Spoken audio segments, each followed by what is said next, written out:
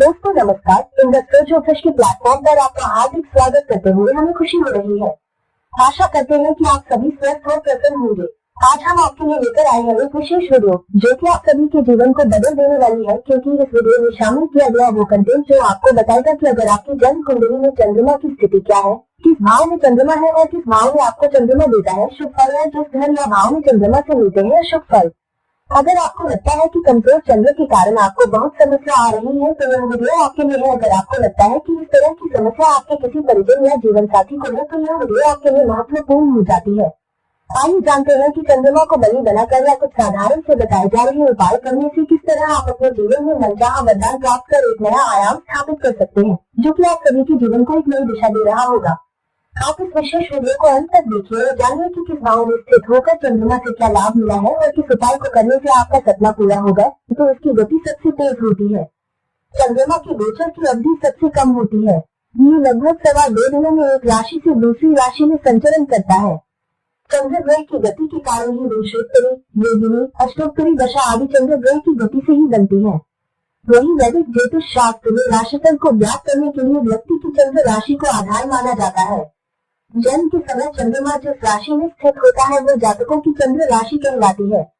ज्ञान की किताब के अनुसार चंद्र एक शुभ ग्रह है। ये सौम्य और शीतल प्रकृति को धारण करता है। ज्योतिष में चंद्र ग्रह को स्त्री ग्रह कहा गया है। खगोल विज्ञान में चंद्रमा का महत्व। खगोल शास्त्र में चंद्रमा को पृथ्वी ग्रह का उपग्रह माना गया है। जिस प्रकार धरती सूर्य के चक्कर लगाती है ठीक उसी प्रकार चंद्रमा पृथ्वी की परिक्रमा करता है। पृथ्वी पर स्थित जल में होने वाली हलचल चंद्रमा की गुरुत्वाकर्षण शक्ति के कारण होती है। सूर्य के बाद आसमान पर सबसे चमकीला चंद्रमा ही है। जब चंद्रमा परिक्रमा करते हुए सूर्य और पृथ्वी के बीच आ जाता है तो ये सूर्य को कर लेता है तो उस स्थिति को सूर्य ग्रहण कहते हैं। चंद्रमा का पौराणिक महत्व। हिंदू धर्म में चंद्र ग्रह को चंद्र देवता के रूप में पूजा जाता है। सनातन धर्म के अनुसार चंद्रमा जल तत्व के देव है। चंद्रमा को भगवान शिव ने अपने सिर पर धारण किया है। सोमवार का दिन चंद्रदेव का दिन होता है। शास्त्रों में भगवान शिव को चंद्रमा का स्वामी माना जाता है। अतः जो व्यक्ति भोलेनाथ की पूजा करते हैं उन्हें चंद्रदेव का भी आशीर्वाद प्राप्त होता है। चंद्रमा की महादशा 10 वर्ष की होती है। श्रीमद् भागवत के अनुसार चंद्रदेव महर्षि अत्रि और अनुसुईया के पुत्र हैं। चंद्रमा 16 कलाओं से युक्त है। पौराणिक शास्त्रों में चंद्रमा को बुध का पिता कहा जाता है और दिशाओं में ये वायव्य दिशा का स्वामी होता है। इस प्रकार आप देख सकते हैं कि हिंदू ज्योतिष में चंद्र ग्रह का महत्व कितना व्यापक है। मनुष्य के शरीर में 60% से भी अधिक पानी होता है। इससे आप अंदाजा लगा सकते हैं कि चंद्रमा मनुष्य पर किस तरह का प्रभाव डालता होगा। ज्योतिष के अनुसार मनुष्य जीवन पर चंद्रमा का प्रभाव।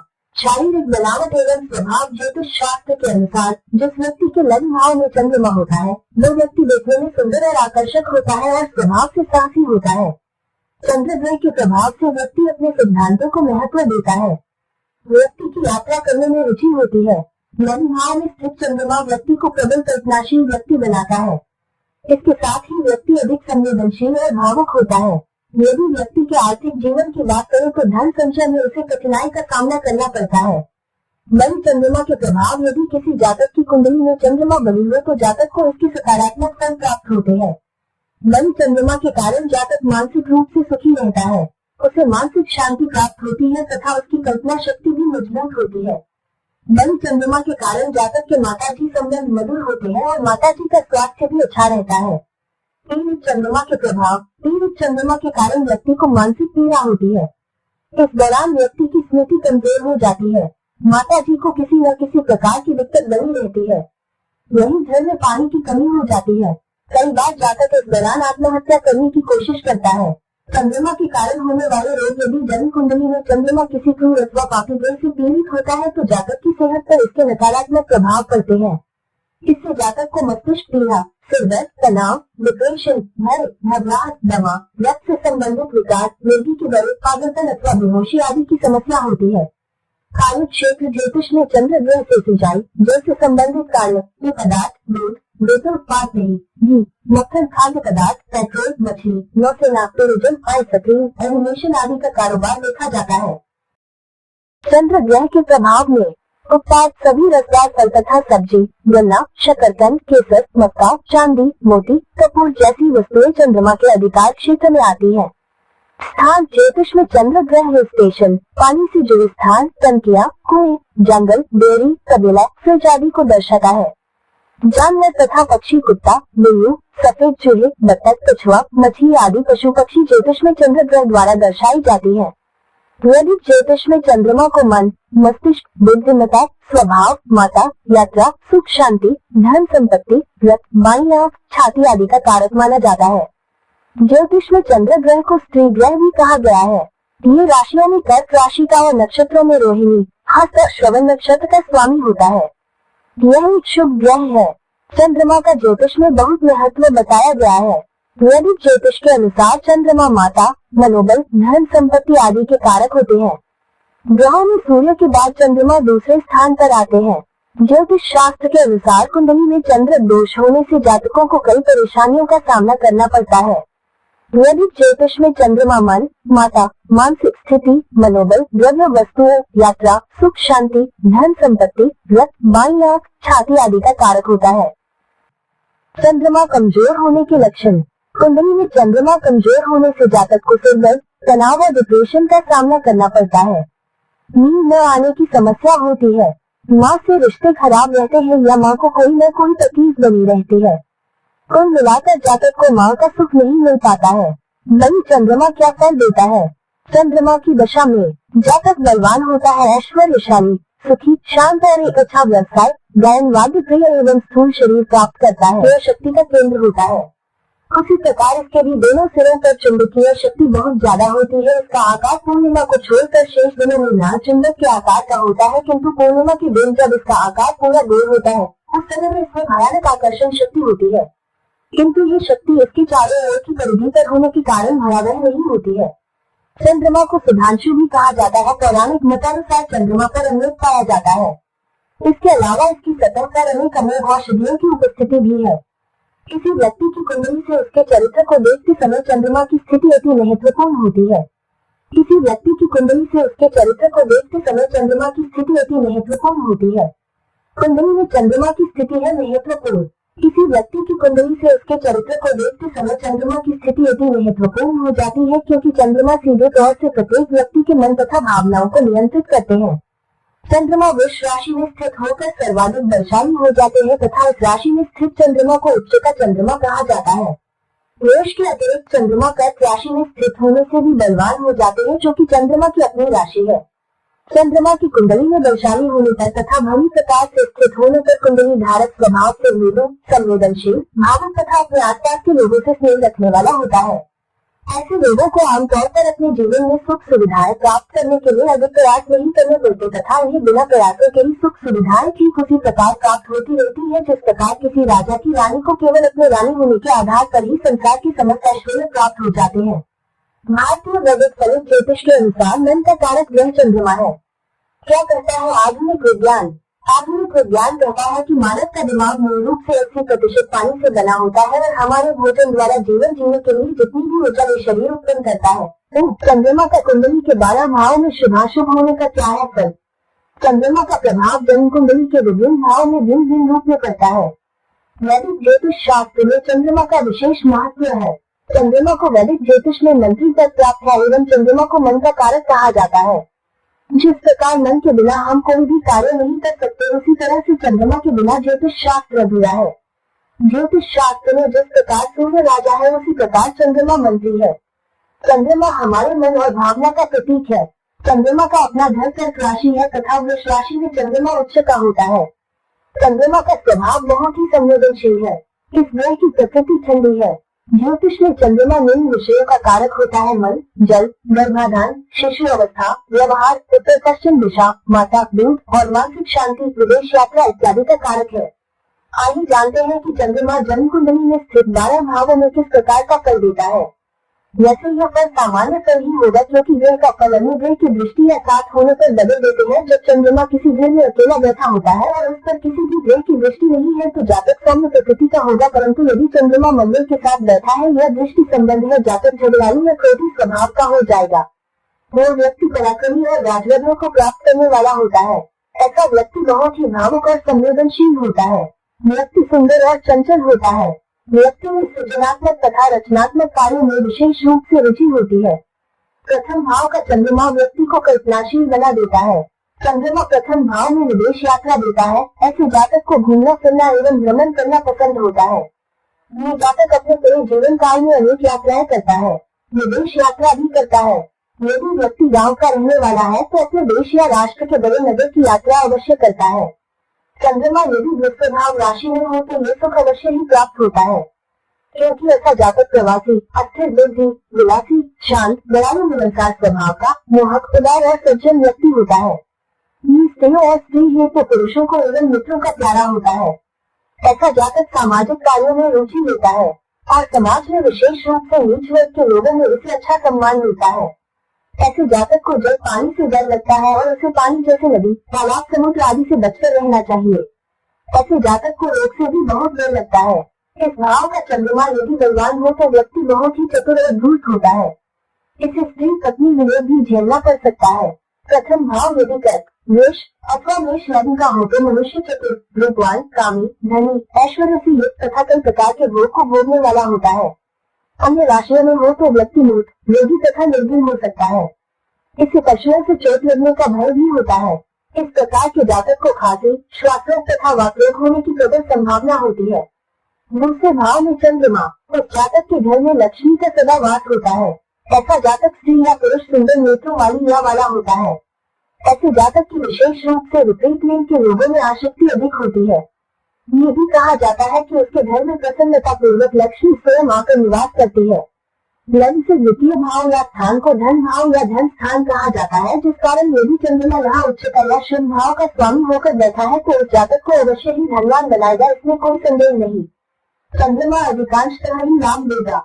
जातक की आय अच्छी होगी, साथ ही धन की बचत भी कर पाएगा। किंतु ये सब कुंडली में चंद्रमा की स्थिति पर निर्भर रहेगा। यदि चंद्रमा अशुभ ग्रहों से युक्त होगा तो चंद्रमा के कलादेश में कमी होगी। मनुष्य की आर्थिक स्थिति में समय समय पर उतार चढ़ाव भी संभव है। ऐसे जातक का परिवार बहुत बड़ा हो सकता है। इस भाव में चंद्रमा वाणी तथा नेत्र दोष भी दे सकता है। यदि चंद्रमा की स्थिति में नहीं है तो जातक की प्राथमिक शिक्षा में कुछ व्यवधान हो सकता है। इसका मुख्य कारण है कि दूसरा भाव प्राथमिक शिक्षा का भी होता है। ऐसा देखा गया है कि चंद्रमा यदि षष्ठ भाव, अष्टम भाव तथा 12वें भाव का स्वामी होकर द्वितीय भाव में स्थित है तो जातक को वाणी तथा नेत्र दोष होता है। साथ ही पारिवारिक क्लेश भी बना रहता है। यदि चंद्रमा द्वितीय भाव में वृश्चिक या मकर राशि में हो तो अच्छा फल नहीं मिलता है। ऐसे जातक को धन की सुख में कमी होती है। जातक स्वभाव से ही खर्चीला होता है। बार बार नुकसान के अवसर आते रहते हैं। वृश्चिक राशि में चंद्रमा नीच का होता है। ऐसा जातक अपना नुकसान स्वयं की किसी गलत निर्णय लेने के कारण करता है। यदि चंद्रमा वृष अथवा कर्क राशि का हो तो धन की प्राप्ति होती ही है। उपाय, इसलिए जातक को प्रवेश प्रवास अवश्य करना चाहिए।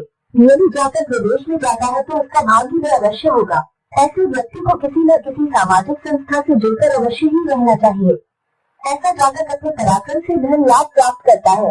उसे अपने भाई बंधुओं से अधिक सुख मिलता है। उसकी प्रवृत्ति धार्मिक होती है। उसका आदर सम्मान होता है। उसे कलात्मक गुण प्राप्त होता है। जातक को जिज्ञासु बनाता है। वह सभी विषय वस्तु की जानकारी रखने वाला होता है। ऐसा व्यक्ति बिना किसी कारण के खर्च नहीं करना चाहता है। बचत करना उसका स्वाभाविक गुण होता है। अपने शान शौकत के लिए खर्च करने में कोई संकोच भी नहीं होता है। ऐसा व्यक्ति बहुत ही शौकीन होता है और उनका शौक भी परिवर्तनशील होता है। यही नहीं, यदि व्यवसाय है तो व्यवसाय में भी बार बार परिवर्तन होता रहता है। ऐसे जातक को यात्राएं बहुत पसंद होती है। यात्रा जातक के जीवन का एक हिस्सा बन जाती है। चंद्रमा इस स्थान में बैठकर भाग्य स्थान को देखता है, अर्थात अपने भाग्य वृद्धि के लिए व्यक्ति छोटी छोटी यात्रा अवश्य करता है। ऐसा जातक लोक प्रसिद्धि पाने के लिए भी प्रयासरत रहता है। ऐसा व्यक्ति हमेशा कुछ नया करना चाहता है। भविष्य के लिए योजनाएं बनाना तो इनके लिए साधारण खेल होता है। इनमें एक कमी ये होती है कि जातक अपने विचारों को दूसरे के सामने सही तरीके से अभिव्यक्त नहीं कर पाता है। जातक को भाई बहन का सुख अवश्य ही मिलता है। ऐसे जातक का पड़ोसियों से संबंध अच्छा रहता है और उनसे लाभ भी मिलता है। जीवन काल के 28वें वर्ष से कीर्ति और प्रसिद्धि प्रारंभ हो जाती है। यदि तृतीय भाव में चंद्रमा पापग्रह जैसे मंगल, शनि, राहु और केतु की राशि में हो तो जातक बकवास या बकबक करने वाला होता है। भाई बंधुओं को भी हानि पहुंचाता है। चंद्रमा यदि शुभ ग्रह जैसे गुरु, चंद्र, शुक्र, बुध की राशि में हो तो मनुष्य सर्व सुख भोगने वाला होता है। और चंद्रमा अपनी उच्च राशि वृष का हो या अपनी स्वराशि कर्क का हो तो व्यक्ति सभी प्रकार से धन धान्य से परिपूर्ण होता है। केवल काव्य शास्त्र में भी रुचि लेने वाला होता है। जातक को पुत्र, स्त्री, धन और विद्वान होने का सुख प्राप्त होता है। जातक का सर्वत्र गुणगान होता है। समाज में मान सम्मान प्राप्त होता है। समय समय पर दान देते रहता है। सभी प्रकार के सुख को प्राप्त करने वाला होता है। इसके मित्र अच्छे होते हैं। ऐसे जातक को वाहन सुख अवश्य ही मिलता है। ऐसा जातक सरकार में मंत्री पद या सरकारी नौकरी को प्राप्त करता है। मंत्री पद या नौकरी चंद्रमा की स्थिति पर निर्भर करती है। ऐसा जातक स्वभाव से दयालु, परोपकारी और भावुक होता है। उसमें आत्मविश्वास तथा संतोष कुछ अधिक होता है। साथ में ऐसा जातक मातृभक्त होता है और माता से उसे संपत्ति प्राप्त होती है तथा माता के कारण ही उसका भाग्योदय भी होता है। और ऐसा जातक जल से संबंधित कोई कार्य करता है तो वह उचित धन संपत्ति प्राप्त करता है। समुद्री व्यापार से अर्थात जहाजों के द्वारा सामान लेकर दूसरे देश में बेचकर धन कमाता है। ऐसे व्यक्ति को आयात निर्यात का कार्य करना चाहिए। ऐसा जातक रत्नों के कारोबार से भी बहुत धन कमाता है। चतुर्थ भाव में वृष राशि का चंद्रमा जातक को ससुराल से धन संपत्ति प्राप्त करवाता है। ऐसे जातक का भाग्योदय विवाह के बाद ही होता है। यहाँ चंद्रमा मेष, सिंह, धनु का हो तो पैतृक संपत्ति नहीं मिलती है, उसे किसी कारणवश छोड़ना पड़ेगी। अंतर्दृष्टि जातक की कुंडली में चंद्रमा चतुर्थ भाव में है, उसे अपनी माता को देवी मानकर प्रतिदिन उनका आशीर्वाद लेना चाहिए। किसी भी कार्य करने से पहले माता का आशीर्वाद लेना न भूलें। माता के आशीर्वाद से आपके बिगड़ते काम बन जाएंगे। अपनी माता का दिल कभी भी नहीं दुखाना चाहिए। ऐसे जातक को संतान सुख अवश्य होता है। जातक की संतान खुशी प्रदान करने वाली होगी। जातक को कन्या रत्न का सुख अवश्य मिलेगा। जातक अपनी संतान एवं पत्नी से बहुत प्रेम करेगा। जातक तेजस्वी और बलवान होगा। सभी कार्यों में सावधान रहने वाला होगा। यदि चंद्रमा शुभ स्थिति में है तो जातक उत्तम आचरण वाला होगा। ऐसा जातक प्रेमी या प्रेम के पुजारी कहा जाए तो कोई अतिशयोक्ति नहीं होगी। जातक का मौज मस्ती करने वाला स्वभाव होगा। बुद्धिमान होने के साथ साथ साहसी भी होगा। ऐसा जातक जितेंद्रिय, सत्य बोलने वाला, सदैव प्रसन्न रहने वाला होता है और विविध वस्तुओं को संग्रह करने वाला होता है। अशुभ चंद्रमा अवसाद या मानसिक रोग देता है। पंचम भाव का चंद्रमा यदि पाप प्रभाव में हो तो जातक दुष्ट बुद्धि वाला हो जाता है। कोई भी कार्य बिना रुकावट के नहीं हो पाता है। जातक बुद्धि स्वभाव का निराशावादी हो जाता है। नकारात्मक विचारों के कारण कभी कभी मानसिक रोग से प्रभावित हो जाता है। यदि चंद्रमा वायु के सक्रिय राशि में है तो पुत्र सुख में कमी होती है। चंद्रमा यहाँ जुड़वा संतान भी देती है। यदि चंद्रमा पृथ्वी तत्व राशि में है तो जातक उच्च शिक्षा प्राप्त करता है और यदि अग्नि तत्व राशि में चंद्रमा है तो शिक्षा अधूरी रह जाती है।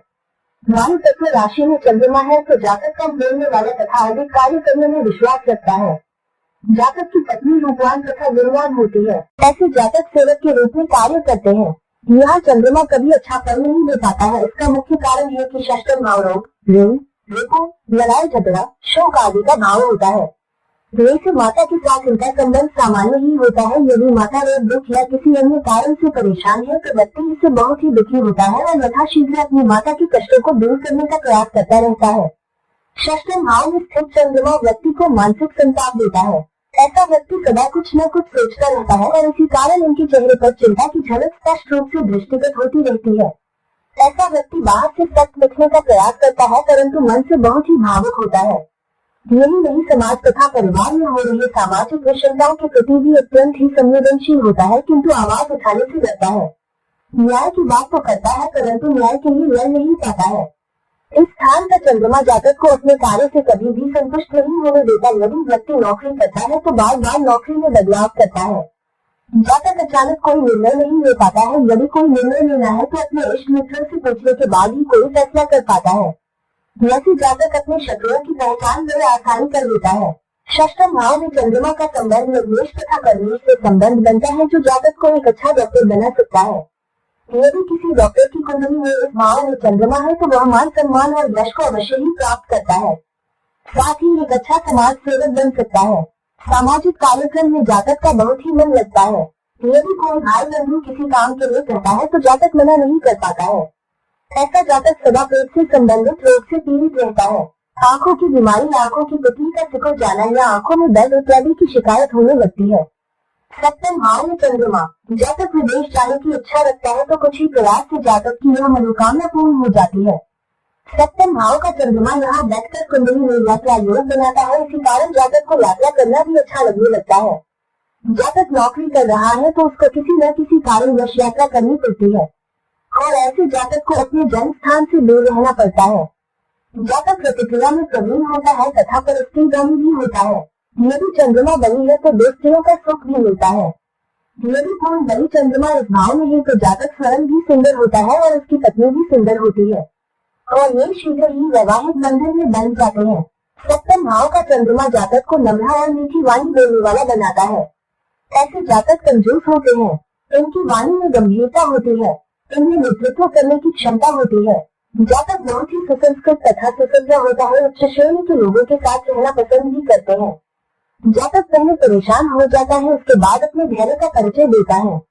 सप्तम स्थान में स्थित चंद्रमा यदि स्त्री राशि का हो तो कफ, सांस के रोग और रक्त दूषित होता है। अधिकतम इनको दिन में एक ही नासिका से सांस लेना पड़ता है। भोजन के बाद रात को नाक बंद होना तो उनके लिए आम बात है। जातक एक व्यवसायिक व्यक्ति होता है। जातक को व्यापार में सफलता भी मिलती है। जातक की सप्तम में चंद्र हो और जातक यदि किराना, दुग्ध, दवाइयाँ, मसाले या अनाज का व्यापार करे और होटल, बेकरी, इंश्योरेंस या कमीशन एजेंट का काम करे तो लाभ मिलेगा। जातक साझेदारी में व्यवसाय कर सकते हैं, परंतु साझेदारी में भी जातक सदा परिवर्तन का प्रयत्न करते रहते हैं। वैसे भी जिस प्रकार जातक एक स्थान पर ज्यादा दिन तक रुकना पसंद नहीं है, उसी प्रकार जातक एक ही व्यवसाय पर आश्रित नहीं रहना चाहता है। जातक वकील बन सकता है, व्यवसाय के रूप में वकालत को अपना सकते हैं। किसी कंपनी में जातक मार्केटिंग का काम कर सकता है और इस कार्य में जातक बहुत उन्नति कर सकता है, साथ ही मान सम्मान भी मिलता रहेगा। काष्टम भाव में चंद्रमा, काष्टम भाव में चंद्रमा अशुभ माना गया है। जिस भी जातक की जन्म कुंडली में चंद्रमा 8वें भाव में है तो जातक जन्म समय से ही किसी न किसी रोग से पीड़ित रह सकता है। इसका मुख्य कारण है कि ज्योतिष शास्त्र में अष्टम भाव को व्यक्ति तथा बाधा उत्पन्न करने वाला भाव माना गया है। काष्टम भाव का चंद्रमा नेत्र रोग देता है। शीत ज्वर की पीड़ा से भी पीड़ित होता है। शरीर में वायु प्रधान रोग होने की भी संभावनाएं रहती है। यदि अशुभ ग्रहों के प्रभाव में भी चंद्रमा है तो जातक को मृत्यु या मूर्छा रोग होता है। अष्टम भाव में चंद्रमा यदि अशुभ ग्रहों के प्रभाव में भी है तो जातक को मृत्यु या मूर्छा रोग होता है। यदि देखा गया है कि यदि मूर्छा या मृत्यु रोग से पीड़ित नहीं भी है तो उस जातक के अंदर क्रोध बहुत होता है। कभी कभी क्रोध में ही मूर्छा वाला रोग दिखाई देने लगता है। यदि चंद्रमा छठी या 8वें भाव में बैठा है और कोई पापग्रह के प्रभाव में हो तो व्यक्ति अल्पायु भी हो सकता है। सामान्यतः ज्योतिषी किसी अन्य योग को देखे बिना ही मृत्यु या बहुत अरिष्ट के रूप में अपना निर्णय सुनाने लगते हैं, जो कि ठीक नहीं है। मानकाजी के अनुसार यदि लग्न से अष्टम भाव में चंद्रमा यदि शुभ या गुरु, बुध या शुक्र के साथ या दृष्टि में हो तो चंद्रमा मृत्यु से रक्षा भी करता है। अतः ये स्पष्ट है कि अष्टम चंद्र न केवल मृत्यु देता है अपितु दीर्घायु भी प्रदान करता है। यदि चंद्रमा मेष, सिंह तथा धनु राशि में हो तो व्यक्ति को किसी न किसी रूप में धन का लाभ होता ही है। मिथुन, तुला अथवा कुंभ में चंद्र हो तो जातक को पत्नी अच्छी मिलती है और दाम्पत्य जीवन में नोकझोंक चलती रहती है, जिसके कारण जातक सदा पीड़ित रहता है। अष्टम में कर्क, वृश्चिक और मीन का चंद्रमा हो तो मनुष्य योग अभ्यास करने वाला, उपासक तथा वेद वेदांत आध्यात्म में रुचि रखने वाला होता है। जातक को विशाल वाहन का सुख मिलता है। चंद्रमा अपने उच्च राशि में है तो दीर्घायु होता है। जातक को स्त्री के कारण अपने बंधु बांधव का त्याग करना पड़ता है या उनसे अंदर बनी रहती है। ऐसे व्यक्ति को नदी, तालाब, कुआं आदि से बचकर रहना चाहिए, मृत्यु भय होता है। यदि ऐसा जातक बुद्धि युक्त कार्य करता है तो सफल होता है। नवम भाव में चंद्रमा हो तो, नवम भाव में चंद्रमा है तो जातक भाग्य निर्माता, लोकप्रिय, धार्मिक, विद्वान और साहसी एवं भाग्यशाली होगा। जातक में कुछ विशेष कार्य करने की क्षमता होती है, अगर जातक अपनी क्षमता को अवश्य पहचाने। जातक आध्यात्मिक व्यक्ति होता है, हमेशा धन का समर्थन देने वाला होता है। दान पुण्य जैसे कार्यों के प्रति आपकी पूरी आस्था है। दान पुण्य से जातक के कार्य का विस्तार होता है। कुछ हद तक जातक जंगली स्वभाव का व्यक्ति होता है। जातक सदा न्याय का पक्ष लेता है और कर्मठ व्यक्ति होता है। जातक का कर्म सिद्धांत युवा अवस्था से ही आरंभ हो जाता है। कार्य के 22वें वर्ष के बाद से ही जातक की भाग्योन्नति आरंभ हो जाती है। जातक जहाँ भी कार्य करेगा देर सवेर सफलता प्राप्त कर ही लेगा।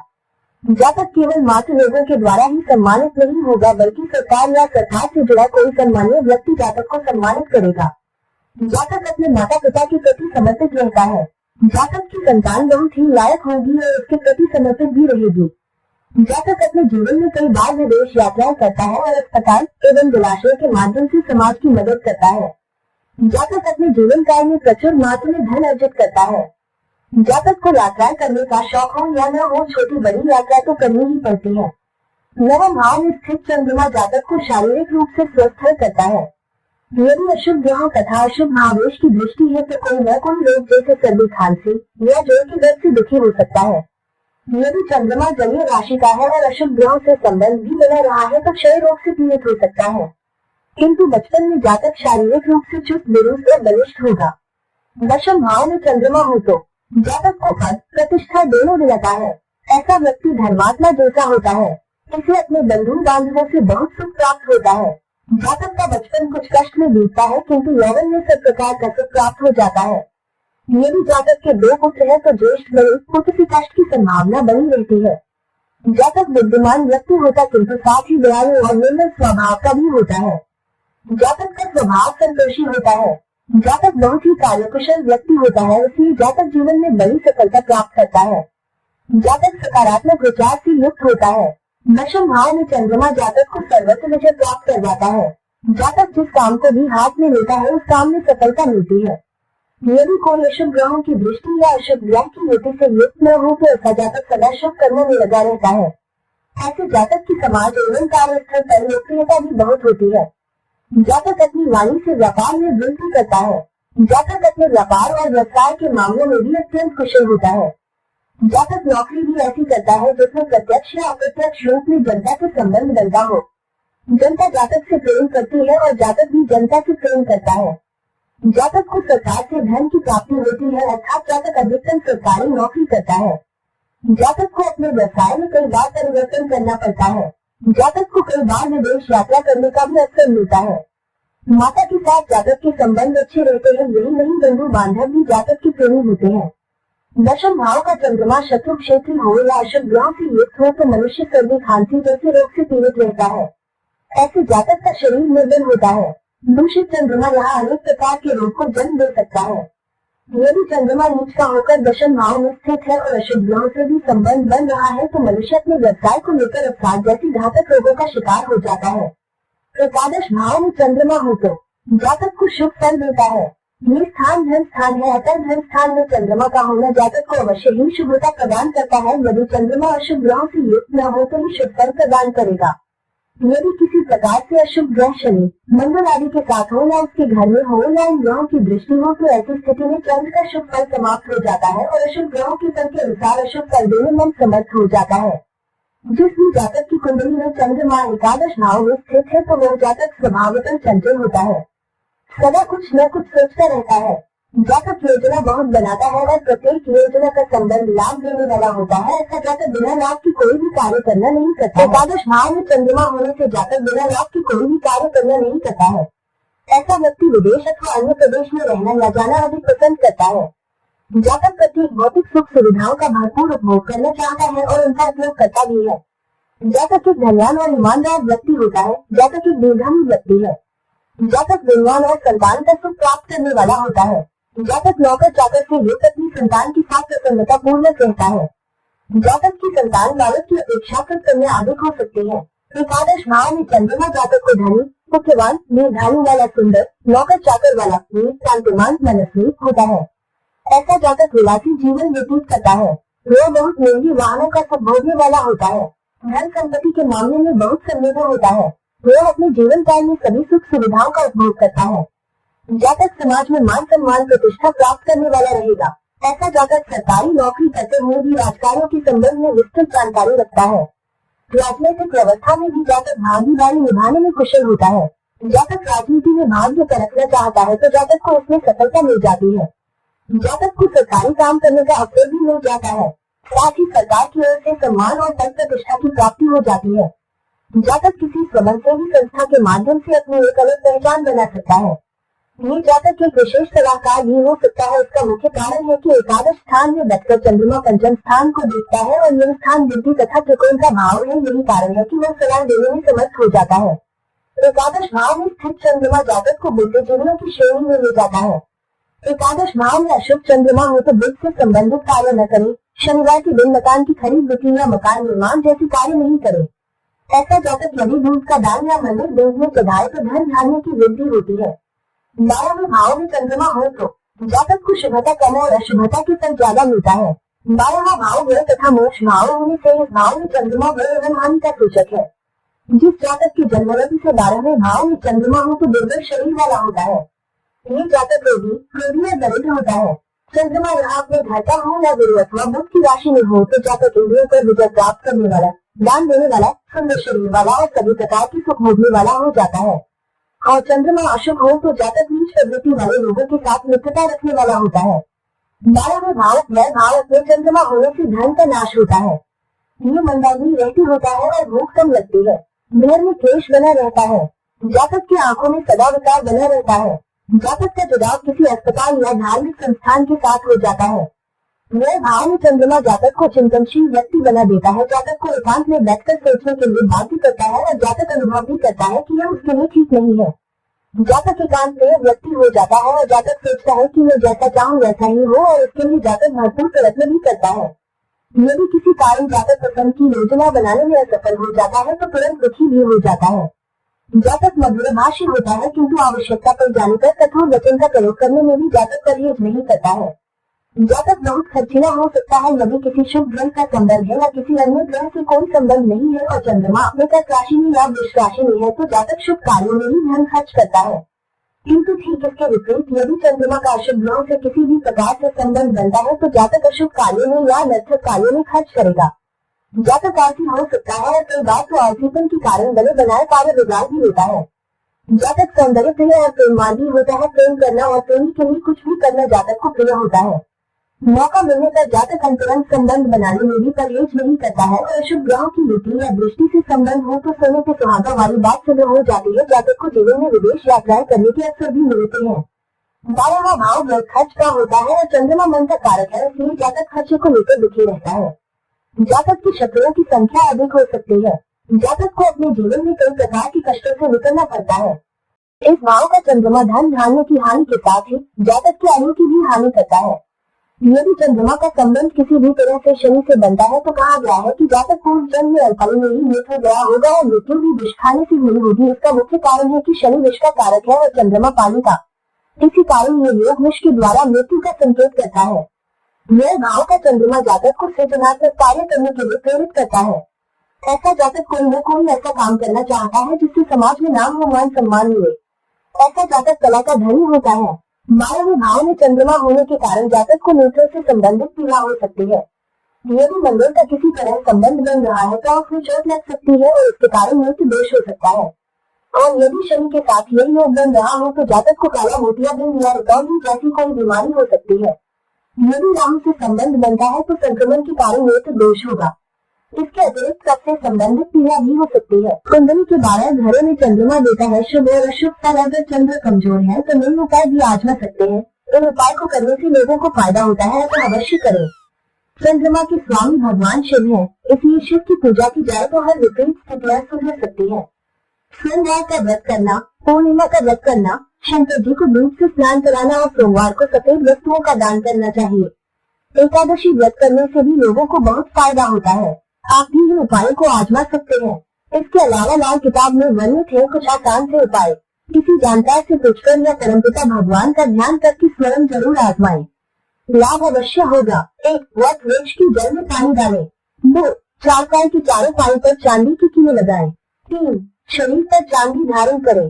4. व्यक्ति को देर रात्रि तक नहीं जागना चाहिए। रात्रि के समय घूमने फिरने तथा यात्रा से बचना चाहिए। 5. पूर्णिमा के दिन शिव जी को खीर का भोग लगाएं। 6. मकान की नींव में चांदी दबाएं। 7. माता का आशीर्वाद लें। 8. चांदी का कड़ा धारण करें। 9. पानी, दूध, चावल का दान करें। 10. चांदी, चावल व दूध का कारोबार न करें। 11. माता से चांदी लेकर अपने पास रखें। 12. घर में किसी भी स्थान पर पानी का जमाव न होने पाए। 13. अगर चंद्र बिल्कुल कमजोर है तो ब्रह्मचर्य का पालन करें। 14. बेईमानी और लालच न करें, झूठ बोलने से परहेज करें। 15. व्यायाम सोमवार नियमित रूप से 9 कन्याओं जो 9 वर्ष तक की हो उन्हें खीर का प्रसाद दें। 16. सोमवार को सफेद कपड़े में चावल मिश्री बांधकर बहते पानी में प्रवाहित करें। 17. शमशान में पानी की टंकी या हैंडपंप लगवाएं। 18.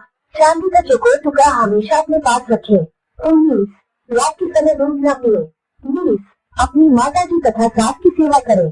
21 किसी बुजुर्ग महिला या किसी विधवा स्त्री का हमेशा आशीर्वाद लेते रहे। इन उपायों से अलग एक विशेष उपाय जिसे हमने आजमाया है वो है रात्रि में सोने से पहले भगवान शिव का ध्यान लगाएं। उन परम पवित्र और पावन जो सबके परमपिता परमेश्वर है, उनसे वो प्रार्थना करें जो कुछ भी आप अपने लिए चाहते हैं, जैसे अच्छा एवं उत्तम और स्वस्थ शरीर, बहुत मधुर रिश्ते, अच्छा व्यापार या नौकरी, और जो कोई भी आपकी व्यक्तिगत मनोकामना हो उसके लिए कम से कम 3 बार प्रार्थना अवश्य करें। हम इस बात को दोहरा रहे हैं कि उपरोक्त प्रार्थना को कम से कम 3 बार अवश्य करें और सोने से पहले परमपिता परमेश्वर को धन्यवाद देना न भूलें। आप देखेंगे कि 3 दिन में ही आप में एक विशेष परिवर्तन आने लगा है। आप इस विशेष उपाय को 1 महीने तक लगातार करें और जीवन में मनचाहा वरदान प्राप्त करें।